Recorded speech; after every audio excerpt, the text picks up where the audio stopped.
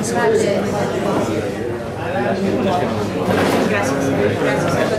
el vestidet és boníssim. Al llibre Odio a los indiferentes, crec que viure vol dir prendre partit. Qui veritablement viu no pot deixar de ser ciutadà, no pot deixar de gran injustícia. No podem permetre'ns el luxe d'ignorar despreocupadament actuacions autoritàries perdurables durant massa temps.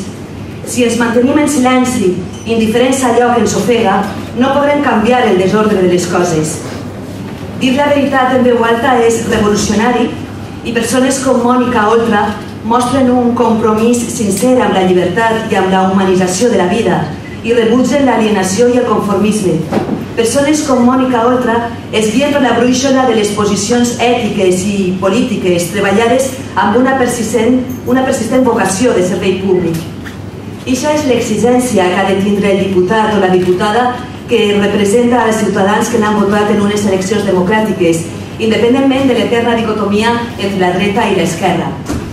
Hi ha una altra tipologia de persones i de polítics que, com Juan Cotino, converteixen la democràcia en un aparador de misèries humanes, en un teatret per a besar...